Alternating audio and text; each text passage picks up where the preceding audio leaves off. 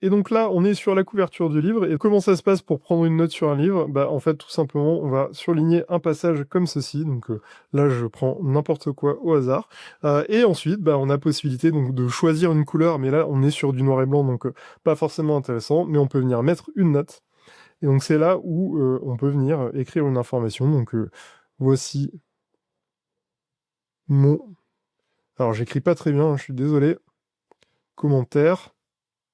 Hop, et en fait, le fait d'écrire, ça va transcrire le texte, enfin mon écrit en texte, et en fait, c'est comme ça que je procède. Et donc après, on a différentes fonctions. Si on avait voulu, on aurait pu très bien utiliser le clavier. Là, moi, ce qui m'intéresse, c'est plutôt d'utiliser donc l'écriture manuscrite, notamment parce que le fait d'écrire, en fait, bah, ça active des zones du cerveau que tu n'as pas quand tu vas tapoter au clavier. Donc, et puis même, je trouve que d'un point de vue naturel, c'est beaucoup plus sympa.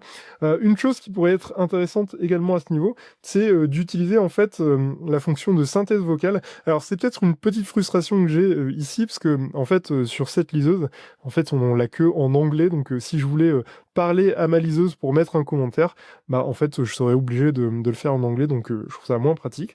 Mais bref, en tout cas tu vois un peu l'idée. L'idée c'est vraiment de parcourir le bouquin, de mettre des annotations. Finalement, on peut vraiment comme ça bah, annoter assez facilement des passages, ce qui nous permet en fait de pouvoir sauvegarder des informations. Et après, l'idée, c'est de le retrouver dans notre second cerveau. Mais finalement, je vais te montrer un petit peu à quoi ça ressemble. Donc, quand on a pris plusieurs notes de livres, bah en fait, ça ressemble à ça. Donc, tu as les différents passages que tu as surlignés. Si jamais tu souhaites faire une note, finalement, tu peux le faire directement. Mais bon, là, l'intérêt, c'est plutôt de le faire en lisant. Et finalement, tu retrouves l'ensemble des informations ici. Donc, si tu as mis un commentaire, tu le vois de cette manière. Et si tu n'as pas mis de commentaire, ben, en fait, tu as juste le texte qui est comme ça. Donc voilà, l'idée, c'est vraiment de parcourir le bouquin, de vraiment s'approprier les différentes informations. Et maintenant, du coup, bah, je te propose qu'on se revoie à la caméra.